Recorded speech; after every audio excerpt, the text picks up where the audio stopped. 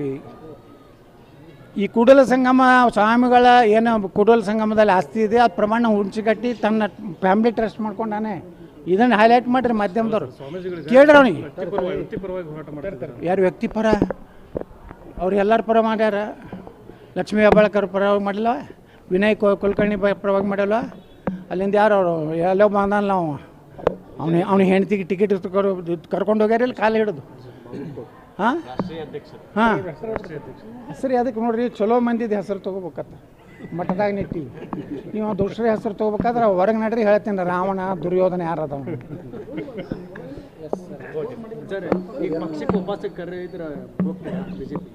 ಈ ಕುಟುಂಬದಿಂದ ಮುಕ್ತ ಆದ ಮ್ಯಾಗ ಹೋಗ್ತಾನೆ. ಈ ನೋಡುನಲ್ರಿ, ಯಾಕೆ ಭರವಸೆ ಹೀನರಾಗಬಾರ್ದು. ರಾಜಕಾರಣದಾಗ ದೇವರಾಜ ಅರಸರ ಫ್ಯಾಮ್ಲಿ ಎಲ್ಲೈತ್ರಿ, ಎಸ್.ಎಂ. ಕೃಷ್ಣವ್ರ ಫ್ಯಾಮ್ಲಿ ಎಲ್ಲೈತಿ, ಜೆ.ಎಚ್. ಪಟೇಲ್ ಫ್ಯಾಮ್ಲಿ ಎಲ್ಲೈತಿ, ನನಗೆ ಹೇಳ್ರಿ. ವೀರೇಂದ್ರ ಪಾಳ್ರ ಫ್ಯಾಮ್ಲಿ ಎಲ್ಲೈತಿ, ನಿಜಲಿಂಗಪ್ಪನವ್ರ ಫ್ಯಾಮ್ಲಿ ಎಲ್ಲೈತಿ. ಹೋಗೋದೇ ಒಂದು ದಿವಸ. ಇದು ಯಾವುದೂ ಶಾಶ್ವತ ಅಲ್ಲ. ಯಾವುದೇ ಒಂದು ಪಕ್ಷ ಒಂದು ಕುಟುಂಬ ಕೊಡಬಾರ್ದು.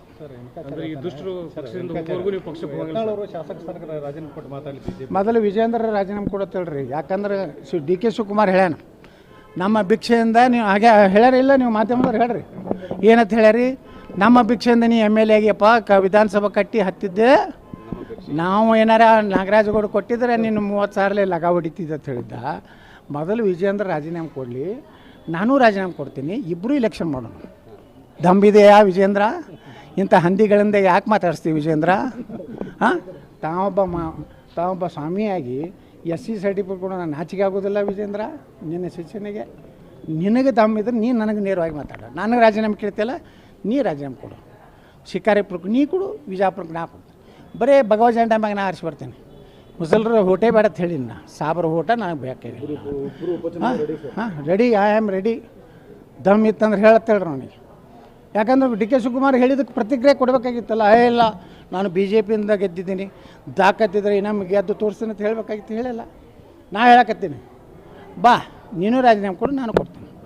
ನೀ ಹಂದಿಗಳ ಕಡೆಯಿಂದ ಮಾತಾಡ್ಸಬೇಡ. ಹಂದಿಗಳು ಅಲ್ಲಿ ಹೊರಗಡೆ ಆಡ್ತಾವೆ, ಅವು ಮನೆಯಲ್ಲಿ ಕರ್ಕೋಬಾರ್ದು. ಹಂದಿಗಳು ಭಾಳ ಅದಾವೆ ಸಿದ್ದರಾಮಯ್ಯ ಬಲ್ಲಿ, ಡಿ.ಕೆ. ಶಿವಕುಮಾರ್ ಬಲ್ಲಿ. ರಾತ್ರಿ ಫೋನ್ ಮಾಡೇ ಬರ್ತಾರೆ, ಹೋಗ್ಯಾರ ಅವ್ರ ಕೊಡುಗೆಗೆ, ನಾವು ಹೊಂಟೀವಿ, ಮ್ಯಾಗಿಂದ ಭಾಳ ಪ್ರೆಷರ್ ಐತಿ. ಅಯೋಗ್ಯ ಹತ್ನಾಳು ನಮ್ಗೆ ಬಾಯಿಗೆ ಬಂದಂಗೆ ಬೈಲಾಕತ್ತಾನ. ಮ್ಯಾಗಿನವರು ನಾವು ಹೊರಗೆ ಹಾಕಿ, ನಿಮ್ಮ ಮಾತಿಗೆ ಅಪ್ಪ ಮಗನ ಮಾತು ಕೇಳಿ ಹೊರಗೆ ಹಾಕಿವಿ. ನೀವೇನಾರು ಕಿಸಿರಪ್ಪ ಅಂತೇಳಿ ಕೊಡುಗು ಕಳಿಸ್ಯಾರ. ಇವರೇನು ಕಿಸಿಲಿಲ್ಲ. ಇವ್ರವ ಕುಂಡಿಸ್ತು ಹೇಳ್ತಾಳೆ, ರಾವಣದಂಗೆ ಮಾತಾಡಿ ಬಂದ. ಅದೇ ಈಶ್ವರಪ್ಪನವರು ಗ್ರಾಮೀಣಾಭಿವೃದ್ಧಿ ಸಚಿವರಿದ್ದಾಗ ಸಂತೋಷ್ ಪಾಟೀಲ್ ಅಂತ ಬೆಳಗಾವ್ದಾಗ ರಾಜೀನಾಮೆ ತೊಗೊಂಡ್ರಲ್ರ ಅವರು. ಲಕ್ಷ್ಮೀ ಅಕ್ಕ ಎಷ್ಟು ಜೋರು ಮಾತಾಡ್ತಿದ್ರು. ಡಿ.ಕೆ. ಶಿವಕುಮಾರ್ ಎಷ್ಟು ಜೋರು ಮಾತಾಡಿ, ಇವ್ರಿಗೇನು ಬ್ಯಾನ್ ಆಗೈತೆ ರೀ. ನೀನು ಹೋಗಿ ಬಂದರೂ ಮುಗೀತು. ಇನ್ನು ಪಾಪ ಆ ಕುಟುಂಬಕ್ಕೆ ಯಾರು ನೋಡೋರು? ಶಿವಮೊಗ್ಗದಾಗೆ ಒಬ್ಬ ಕಾರ್ಯಕರ್ತ, ಹಿಂದೂ ಕಾರ್ಯಕರ್ತ ಕೊಲೆ ಆಯಿತು. ನಾ ಹೋಗಿ ಮೊದಲು 5 ಲಕ್ಷ ರೂಪಾಯಿ ಪರಿಹಾರ ಕೊಟ್ಟಿನಿ. ಎಲ್ಲೆಲ್ಲಿ ಹಿಂದೂ ಕಾರ್ಯಕರ್ತರಿಗೆ ಈ ರೀತಿ ಆದಾಗ ನಾವು 1 ಲಕ್ಷ 2 ಲಕ್ಷ ಕೊಟ್ಟು ಸಾಂತ್ವನ ಹೇಳಿ. ಈಗ ಇನ್ನು ಕೆಲವೇ ದಿವಸನಾಗ ನಾವು ಬೆಂಗಳೂರಿನಾಗ ಒಂದು ಹಿಂದೂ ಕಾರ್ಯಕರ್ತರ ಕಾನೂನಿನ ಹೋರಾಟಕ್ಕೆ ಒಂದು ಸೆಲ್ ತೆಗಿತಾ ಇದ್ದೀನಿ. ಇಡೀ ರಾಜ್ಯದಲ್ಲಿ ಯಾವುದೇ ಹಿಂದೂಗಳ ಗಲಭೆಗಳಲ್ಲಿ ಇರ್ಬೋದು, ಏನೇ ಅವ್ರಿಗೆ ಇದು ಆದಾಗ ಕಾನೂನಾತ್ಮಕವಾಗಿ ಎಲ್ಲ ರೀತಿ ಉಚಿತ ಅವ್ರ ಪರವಾಗಿ ನಾವು ನ್ಯಾಯಾಲಯದಲ್ಲ, ಹೈಕೋರ್ಟ್ ಇರ್ಬೋದು, ಡಿಸ್ಟ್ರಿಕ್ಟ್ ಕೋರ್ಟ್ ಇರ್ಬೋದು, ಅದನ್ನು ನಾವು ವ್ಯವಸ್ಥೆ ಮಾಡ್ತಾಯಿದ್ದೀವಿ. ಇವತ್ತು ಹಿಂದೂಗಳ ಕಾರ್ಯಕರ್ತರ ರಕ್ಷಣೆ ಯಾರು ಮಾಡ್ಲಕತ್ತಾರೆ? ಇಲ್ಲೇ ಇಲ್ಲ. ಬರೀ ಓಟ್ ಬಂದಾಗ ಅವಾಗ ಹಿಂದೂಗಳು ಬೇಕು, ಅವಾಗ ಬಸವನಗೌಡನ ಭಾಷಣ ಬೇಕು. ಗೆದ್ದ ಮ್ಯಾಗ ಮಂತ್ರಿ ಆದ ಮ್ಯಾಗ ಇಲ್ಲ ಬಸವನಗೌಡನ ಬಾಯಿ ಸರಿ ಇಲ್ಲ ಅಂತ ಮತ್ತೆ ಹೊಯ್ಕೋತಾರೆ ಅವ್ರು, ಯಾರು ಮಂತ್ರಿ ಆದವ್ರೆ.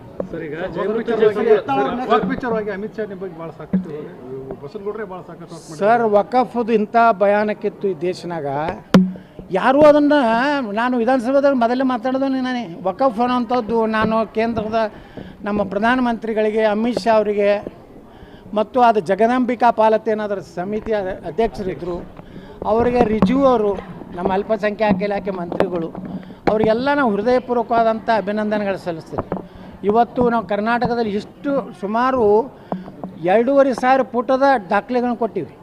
ಮಠಗಳ ಇವತ್ತು ವಕಫ್ ಆಗಿದ್ದು, ರೈಲ್ವೆ ಸ್ಟೇಷನ್ಗಳು ವಕಫ್ ಆಗಿದ್ದು, ರೈಲ್ವೆ ಲ್ಯಾಂಡು ವಕಫ್ ಆಗಿದ್ದು, ಅಲ್ಲಿಂದ ಸ್ಕೂಲ್ ಕಾಲೇಜು ಗೌರ್ಮೆಂಟ್ ಲ್ಯಾಂಡು. ಇವತ್ತು ನಾವು ಏನದೊಂದು ತಯಾರು ಮಾಡಿಕೊಟ್ಟಿವಿ. ಇವತ್ತು ಅದೇ ಆಧಾರದ ಮೇಲೆ ಇವತ್ತಿನೆಲ್ಲ ತಾವು ಮಾಧ್ಯಮದವರು ಸಹಿತ ತಾವು ನಮ್ಮನ್ನು ಪ್ರಶಂಸೆ ಮಾಡಿರಿ. ಬಿಜಾಪುರದಿಂದಲೇ ಪ್ರಾರಂಭ ಆಯಿತು ವಕಫದ ಒಂದು ಹೋರಾಟ ಅಂತೇಳಿ. ಇವತ್ತು ವಕಫದಿಂದ ಎಷ್ಟು ಮಠ ಮಾನ್ಯಗಳು ಉಳಿದು ರೀ, ಎಷ್ಟು ಇವತ್ತು ಹಿಂದೂ ದೇವಸ್ಥಾನಗಳು ಉಳಿದು. ಇಲ್ಲಾಂದರೆ ಹಿಂದೂ ದೇವಸ್ಥಾನಗಳ ಸಹಿತ ವಕಫತ್ತು ಇಸ್ಲಾಂ ಹುಟ್ಟಲಾರ್ದಂಥ ಕಾಲದಲ್ಲಿ ಇದ್ದಂಥ ಮಠ ಮಾನ್ಯಗಳು ಬಸವಣ್ಣ ಕಾಲದಲ್ಲಿರುವಂಥವಕ್ಕೆ ಅವಕ್ಕೆ ವಕಫತ್ತು ಹಾಕಿದ್ರು. ಭಾಳ ಒಳ್ಳೆಯ ಕೆಲಸ ಇವತ್ತು ನರೇಂದ್ರ ಮೋದಿಯವರು ಮಾಡ್ಯಾರ. ಅವ್ರು ನಾನು ಇಡೀ ದೇಶದ ಜನರ ಪರವಾಗಿ ಹೃದಯ ತುಂಬಿ ಅವರಿಗೆ ಕೃತಜ್ಞತೆ ಸಲ್ಲಿಸ್ತೀನಿ. ಮಾಡಿದ್ರಲ್ರಿ ಅವ್ರು ಬಿಜಾಪುರ ಸಾಫ್ಟ್ ಕಾರ್. ನಾನು ಒಳ್ಳೆಯವನೇ ಇದೀನಿ, ಆದ್ರೆ ದುಷ್ಟರಿಗೆ ನಾ ಭಾಳ ದುಷ್ಟ ಇದೀನಿ. ಹಾಂ, ಅದನ್ನು ನೀವು ಬರೀರಿ, ನೀವು ಯಾವ ಚಾನಲ್ದವರು ಬರೀರಿ. ಪಬ್ಲಿಕ್ ಸಂಜೆ ಮುಂದೆ ರಂಗನಾಥ್ ಸಾಹೇಬ್ರಿಗೆ ಹೇಳ್ರಿ, ದುಷ್ಟರು ಯಾರು ಒಳ್ಳೆಯವ್ರು ಯಾರು. ಯತ್ನಾಳ ಬದ್ಮಾಸೋ ಡ್ಯಾಶ್ ಬದ್ಮಾಸೋ ಅಂತ ಒಂದು ತಾಸದ್ದು ಹೊಡೀರಿ. ಯಾವ ಮಗ ಬೇಡ. ತಪ್ಪೇನೈತಿ? ಯಾವ ಟ್ರಸ್ಟ್ ಯಾ ಲಫಂಗ್ರು ಅವ ಯಾವ ಪ್ರಭಾಕರ್ ಏನ್ರ ಪ್ರಬಂಡ್ನ ಹುಣಸಿ ಕಟ್ಟಿ ಲೋಫೋರ್ ನನ್ನ ಮಗ, ಬದ್ಮಾಸ್ ನನ್ನ ಮಗ, ಅದ್ರ ಆಸ್ತಿ ಹೊಡ್ಕೊಂಡನವ. ಆ ಟ್ರಸ್ಟ್ನಾಗ ಯಾರ್ಯಾರ ಡೈರೆಕ್ಟರ್ಗಳು ತೆಗೀರಿ. ಅವ್ರ ಫ್ಯಾಮ್ಲಿ ಮಾಡ್ಕೊಂಡನ್ರಿ. ಒಂದು ಮಠದ ಆಸ್ತಿ, ಒಂದು ದೇವಸ್ಥಾನ ಆಸ್ತಿ ಯಾರೂ ತಿನ್ನಬಾರ್ದು. ಒಂದು ವೇಳೆ ಅದು ತಿಂದವ್ರ ಮನೆ ಎಲ್ಲ ನಟ್ಟವಂಶ ಆಗ್ಯಾವ. ನಮ್ಮ ಬಿಜಾಪುರನಾಗ ಒಂದು 3-4 ಫ್ಯಾಮ್ಲಿಗಳು ಬಡ್ಡಿ ಸಹಿತ ಹೋಗೈತಿ. ಯಾಕೆ? ನೀವು ಮಠದ ಆಸ್ತಿ ಬಂಗಾರ ಹೊಡೆದಿದ್ರಿ, ನೀವು ಮಠದ ಜಾಗ ಹೊಡೆದಿದ್ರಿ. ಇವತ್ತು ಯಾವುದೇ ಈ ಒಂದು 3000 ಮಠದ ಪೂಜ್ಯರನ್ನು ಅವರ ಆಶೀರ್ವಾದ ತೊಗೋಬೇಕು, ದರ್ಶನ ತೊಗೋಬೇಕು. ಇದರ ಹಿನ್ನೆಲೆ ಯಾವುದೇ ರಾಜಕೀಯ ಇಲ್ಲ. ನಮ್ಮ ವಿಜಯಪುರದಲ್ಲಿ ಶ್ರೀ ಸಿದ್ದೇಶ್ವರ ಸಂಸ್ಥೆ 126 ವರ್ಷಗಳ ಹಿಂದೆ ಸಿದ್ದೇಶ್ವರ ಸಂಸ್ಥೆ ಬಿಜಾಪುರನಲ್ಲಿ ಸ್ಥಾಪನೆಯಾಗಿದೆ. ಸಿದ್ದೇಶ್ವರ ಸಂಸ್ಥೆಯ ಅಡಿಯಲ್ಲಿ ದೇವಸ್ಥಾನ, ಮಂಗಲ ಕಾರ್ಯಾಲಯಗಳು, ಕಲ್ಯಾಣ ಮಂಟಪಗಳು, ಗೋಶಾಲೆ, ಅಂತಾರಾಷ್ಟ್ರೀಯ ವಸತಿ ಶಾಲೆ, ಕಾಲೇಜುಗಳು, ಡಿಗ್ರಿ ಕಾಲೇಜುಗಳು ಎಲ್ಲ ಇದೆ. ಅದರ ಕಳೆದ 30 ವರ್ಷದಿಂದ ನಾನು ಅಧ್ಯಕ್ಷನಾಗಿದ್ದೇನೆ. ಕಳೆದ 3 ವರ್ಷದ ಹಿಂದೆ ನಾವೊಂದು ಹೊಸ ಕಟ್ಟಡದ ಶಂಕುಸ್ಥಾಪನೆಯನ್ನು ಮಾಡಿದ್ದೀವಿ. ಈಗ ಕಟ್ಟಡ ಪೂರ್ತಿಯಾಗಿದೆ. ಅಲ್ಲಿ ಸಿದ್ದೇಶ್ವರ ಶಿವಾನುಭವ ಮಂಟಪ ಅಂದರೆ ಪ್ರವಚನಗಳಿಗೆ ಅನುಕೂಲ ಆಗಲಿರ್ತದೆ. ಮೊದಲಿತ್ತು, ಅದೇ ಜಾಗದಲ್ಲಿ ಕಟ್ಟಿದ್ದೀವಿ. ಮುಂದೆ ಕಲ್ಯಾಣ ಮಂಟಪ, ಅನ್ನಪೂರ್ಣ ಭವನ ಅಂದರೆ ಊಟದ ಹಾಲು, ಯಾತ್ರಿ ನಿವಾಸ, ಬಿಜಾಪುರ ನಗರಕ್ಕೆ ಹೊರಗಿನಿಂದ ಏನು ಬರ್ತಾರೆ ಅಂಥ ಅನೇಕ ಯಾತ್ರಿಗಳಿಗೆ ಮತ್ತು ಶಾಲಾ ಮಕ್ಕಳು, ಈ ಪ್ರವಾಸಿ ಮಕ್ಕಳು ಬರ್ತಾರೆ. ಅಂದರೆ ಬಿಜಾಪುರ ಒಂದು ಐತಿಹಾಸಿಕ ನಗರ ಇರೋದ್ರಿಂದ ಅಲ್ಲಿ ಸಣ್ಣ ಶಾಲಾ ಮಕ್ಕಳು ಬಂದಾಗ ಅವ್ರಿಗೆ ಎಲ್ಲಿಯೂ ಇಳ್ಕೊಳ್ಳಿಕ್ಕೆ ವ್ಯವಸ್ಥೆ ಇಲ್ಲ. ಅವರು ಎಲ್ಲೋ ಪಾಪ ಯಾವುದೋ ಒಂದು ಶಾಲೆಯಲ್ಲಿ ಅಲ್ಲಿ ಶೌಚಾಲಯ ಇರೋದಿಲ್ಲ, ಕುಡಿ ನೀರು ಇರೋದಿಲ್ಲ, ಅಂಥಲ್ಲಿ ಇರಬೇಕಾಗ್ತದೆ. ಅದಕ್ಕೊಂದು ಸುಮಾರು 1000 ಮಕ್ಕಳು ಇರುವಂಥ ಒಂದು ಯಾತ್ರಿ ನಿವಾಸವನ್ನು ಶ್ರೀ ಕಪಿಲೇಶ್ವರ ಯಾತ್ರಿ ನಿವಾಸ ಅಂತ ಕಟ್ಟಿದ್ದೀವಿ. ಸುಮಾರು 16 ಕೋಟಿ ರೂಪಾಯಿ ನಮ್ಮ ಸಿದ್ದೇಶ್ವರ ಸಂಸ್ಥೆಯಿಂದ ಖರ್ಚು ಮಾಡಿ ಒಂದು ಅತ್ಯಂತ ಎಲ್ಲ ರೀತಿಯ ಸೌಲಭ್ಯಗಳನ್ನು ಹೊಂದಿದಂಥ ಒಂದು ಕಟ್ಟಡವನ್ನು ಕಟ್ಟಿದ್ದೀವಿ. ಅದಕ್ಕೆ ಪೂಜ್ಯ 3000 ಮಠದ ಮಹಾಸ್ವಾಮಿಗಳ ಒಂದು ಅಮೃತ ಹಸ್ತದಿಂದ, ಯಾಕಂದರೆ 3000 ಮಠದ ಮಹಾಸ್ವಾಮಿಗಳು ಎಲ್ಲೆಲ್ಲಿ ನಮ್ಮ ಒಳ್ಳೆಯ ಕೆಲಸಕ್ಕೆ ಬಂದರೆ ಎಲ್ಲನೂ ಭಾಳಷ್ಟು 10 ಪಟ್ಟು ದ್ವಿಗುಣವಾಗಿ ಇವತ್ತು ನಮ್ಮ ಸಂಸ್ಥೆ ಬೆಳೀತಾ ಇದೆ. ಮೊದಲೇದು ನಮ್ಮ ಸಿದ್ಧಶ್ರೀ ಸೌಹಾರ್ದದ ಉದ್ಘಾಟನೆಗೆ ಬಂದಿದ್ದರು 3000 ಪೂಜ್ಯರು ಮತ್ತು ಗದಗದ ತೋಂಟದಾರ ಸಿದ್ಧಲಿಂಗ ಮಹಾಸ್ವಾಮಿಗಳು. ಅವರು 17-18 ವರ್ಷದಿಂದ ನಮ್ಮ ಸಹಕಾರಿಯ ಉದ್ಘಾಟನೆಯನ್ನು ಮಾಡಿದರು. ಇವತ್ತು ಸಿದ್ಧಶ್ರೀ ಸೌಹಾರ್ದ ಇಡೀ ಕರ್ನಾಟಕದಲ್ಲಿ ನಂಬರ್ 1 ಆಗಿ ಸುಮಾರು 4100 ಕೋಟಿ ರೂಪಾಯಿಯಷ್ಟು ಇವತ್ತು ಡೆಪಾಸಿಟ್ ಆಗಿ 160 ಶಾಖೆಗಳಾಗಿವೆ. ಅದೇ ರೀತಿ 3000 ಪೂಜ್ಯರ ಒಂದು ಅಮೃತ ಹಸ್ತದಿಂದ ನಾವು ಹುಬ್ಬಳ್ಳಿ ಶಾಖೆಯನ್ನು ಪ್ರಾರಂಭ ಮಾಡಿದ್ದೀವಿ. ಸುಮಾರು ಇಲ್ಲೇ ಹುಬ್ಬಳ್ಳಿಯಲ್ಲೇ ಸುಮಾರು 1000 ಕೋಟಿ ರೂಪಾಯಿ ನಾವು ಸಾಲವನ್ನು ಕೊಟ್ಟಿದ್ದೀವಿ. ಒಳ್ಳೆಯ ಇಡೀ ಉತ್ತರ ಕರ್ನಾಟಕದ ಹಾವೇರಿ, ಗದಗು, ನಮ್ಮದು ದಾವಣಗೆರೆ, ಚಿತ್ರದುರ್ಗವರೆಗೆ ಇವತ್ತು ನಮ್ಮ ಶಾಖೆಗಳನ್ನು ಮಾಡಿದ್ದೀವಿ. ಅದಕ್ಕೆಲ್ಲ ಪೂಜ್ಯರ ಒಂದು ಭಾಳ ದೊಡ್ಡ ಒಂದು ಅವರ ಕೈ ಏನಿದೆಯಲ್ಲ, ಒಂದು ಅಮೃತದ ಕೈ ಇದೆ. ಅಂಥವ್ರ ಕಡೆಯಿಂದ ನಾವು ಮಾಡಿಸಿದ್ರೆ ಮತ್ತು ನಮ್ಮ ಸಂಸ್ಥೆಗಳು ಬೆಳೀತವೆ, ಮತ್ತಿಷ್ಟು ಜನರಿಗೆ ಒಳ್ಳೆಯ ಸೇವೆ ಕೊಡುವಂಥ ಅವಕಾಶ ಸಿಗ್ತದೆ ಅಂತೇಳಿ ಯಾರನ್ನೂ ನಾವು ರಾಜಕಾರಣಿಗಳನ್ನ ಕರೆದಿಲ್ಲ. ಅಲ್ಲಿ ಕೇವಲ ಕೊಪ್ಪಳದ ಶ್ರೀಗಳು ಮತ್ತು 3000 ಮಠದ ಶ್ರೀಗಳ ಅಮೃತ ಹಸ್ತದಿಂದ ಅವತ್ತೇ ನಾವು ಯಾವ ರೀತಿಯಲ್ಲಿ 3000 ಮಠದ ಅನ್ನದಾಸೋಹ ಇದೆ, ಅದೇ ರೀತಿಯಲ್ಲಿ ನಮ್ಮಲ್ಲಿನೂ ಒಂದು ಸಣ್ಣ ಪ್ರಮಾಣದಲ್ಲಿ ಅನ್ನದಾಸೋಹವನ್ನು ಪ್ರಾರಂಭ ಮಾಡ್ತಾಯಿದ್ವಿ ಪೂಜ್ಯರ ಒಂದು ಅಮೃತಾಸದಿಂದ. ಈ ಉದ್ದೇಶದಿಂದ ಬಂದೀವಿ. ಈ ಮಟ್ಟಕ್ಕೆ ಯಾವುದೇ ರಾಜಕೀಯ ಉದ್ದೇಶ ಇಲ್ಲ ಅಥವಾ ಪೂಜ್ಯರಿಂದ ಯಾರಿಗೂ ಹೇಳಿಸ್ಬೇಕಂತ ನಾವು ಬಂದಿಲ್ಲ. ಪೂಜ್ಯರನ್ನು ರಾಜಕೀಯವಾಗಿ ನಾವು ಉಪಯೋಗ ಮಾಡುವಂಥ ಸಂಸ್ಕೃತಿ ನಂದಲ್ಲ. ರಾಜಕೀಯವಾಗಿ ಉಪಯೋಗ ಮಾಡೋ ಸಂಸ್ಕೃತಿ ಬೇರೆಯವ್ರದ್ದು ಯಾರ್ದೈತೆ ಅದು ನಿಮ್ಗೆ ಗುರ್ತೈತಿ, ನೀವು ಬೇಕಾದ್ರೆ ಸಾಮಾನ್ಯಗಳಿಗೆ ದುಡ್ಡು ಕೊಟ್ಟಿದ್ದು ನಾವೇ ಅಂತ ಭಾಳ ಮಾತಾಡ್ತೀವಿ. ಹಾಂ, ಅದು ಭಾಳ ಮಾತಾಡ್ತಾರೆ. ಆದರೆ ನಾವು ಯಾವುದೇ ರೀತಿಯಿಂದ ಪೂಜ್ಯರು ಇವತ್ತು ಅದರಲ್ಲಿ ವಿಶೇಷವಾಗಿ 3000 ಮಠ ಪೂಜ್ಯರು ಏನದಾರ ಭಾಳಷ್ಟು ಶಾಂತಪ್ರಿಯರು ಮತ್ತು ಮುಕ್ತ ಸಭಾದರದ ಇಂಥವ್ರು ನೋಡಿದ್ರೆ ನಮ್ಗೆ ಎಷ್ಟೋ ಖುಷಿಯಾಗಿ ಬರ್ತೈತೆ. ಅವರ ಒಂದು ಮುಖ ನೋಡಿದಾಗ ನಮ್ಗೆ ಒಂದು ರೀತಿ ಎನರ್ಜಿ ಬರ್ತದೆ. ಅಂಥ ಒಬ್ಬ ಪೂಜ್ಯರನ್ನು ಕರ್ಕೊಂಡೋಗಿ ಏನೇನು ಅವರು ನಮ್ಮ ಸಂಸ್ಥೆಗಳಲ್ಲಿ ಯಾವುದಕ್ಕೆ ಆಶೀರ್ವಾದ ಮಾಡ್ಯಾರ ಯಾವುದೂ ನಮಗೆ ಕಡಿಮೆ ಆಗಿಲ್ಲ. ಅದಕ್ಕೆ ಪೂಜ್ಯರ ಒಂದು ಅಮೃತಾಸ್ತ ಮತ್ತು ಕೊಪ್ಪಳ ಶ್ರೀಗಳು ಅವರು ಭಾಳಷ್ಟು ಸಣ್ಣ ವಯಸ್ಸಿನಲ್ಲೇ ಇವತ್ತು ಭಾಳ ಅದ್ಭುತ ಕಾರ್ಯವನ್ನು ಮಾಡ್ತಾಯಿದ್ದಾರೆ. ಇವತ್ತು ಸುಮಾರು 5000 ಮಕ್ಕಳಿಗೆ ಉಚಿತ ಶಿಕ್ಷಣ ಕೊಡುವಂಥದ್ದು, ದಾಸೋಹ, ಡಿಗ್ರಿ ಕಾಲೇಜ್, ಅನೇಕ ಶಿಕ್ಷಣ ರಂಗದಲ್ಲಿ ಅಷ್ಟೇ ಅಲ್ಲ ಒಂದು ಆದರ್ಶ ಸ್ವಾಮೀಜಿಗಳಾಗಿ ಅವರು ಮುಂದೆ ಬರ್ತಾಯಿದ್ದಾರೆ. ಅವರು ಭವಿಷ್ಯದಲ್ಲಿ ಯಾವ ರೀತಿ ಬಿಜಾಪುರದ ಸಿದ್ದೇಶ್ವರ ಮಹಾಸ್ವಾಮಿಗಳಿದ್ದರು, ಸಿದ್ದೇಶ್ವರ ಸ್ವಾಮಿಗಳಂದರೆ ಇಡೀ ಜಗತ್ತಿಗೆ ಅತ್ಯಂತ ಒಂದು ಆದರ್ಶ ಸ್ವಾಮೀಜಿಗಳು, ಅದೇ ಮಾದರಿಯಲ್ಲಿ ಇಬ್ಬರು ಸ್ವಾಮೀಜಿ ಇದ್ದಾರೆ. ಅವರ ಅಮೃತ ಹಸ್ತ ಸಿದ್ದೇಶ್ವರಪ್ಪರು ನಮ್ಮಿಂದ ಹೋದ ಮೇಲೆ ನಾವು ಇವರಿಬ್ಬರನ್ನ ನಾವು ನೆಚ್ಕೊಂಡಿದ್ದೀವಿ, ಒಪ್ಕೊಂಡಿದ್ದೀವಿ, ಅದಕ್ಕೆ ನಾವು ಬಂದೀವಿ. ಆಶೀರ್ವಾದ ಪಡಲಿಕ್ಕೆ ಹಿಂದೂ ಪಕ್ಷ ಸಂಘಟನೆ ಕಟ್ಟೋ ವಿಚಾರ ಇದೆ, ಏನಾದ್ರು ಶ್ರೀಗಳ ಇಲ್ಲ ನೋಡ್ರಿ, ನಾನು ಹೇಳಿದ್ದೇನು, ಎಲ್ಲಿವರೆಗೆ ಒಂದು ಕುಟುಂಬದಿಂದ ಮುಕ್ತ ಆಗೋದಿಲ್ಲ ಭಾರತೀಯ ಜನತಾ ಪಾರ್ಟಿ, ಅಲ್ಲಿವರೆಗೆ ನಾವು ಪಕ್ಷದಲ್ಲಿ ಹೋಗೋ ಪ್ರಶ್ನೆ ಉದ್ಭವ ಆಗೋದಿಲ್ಲ.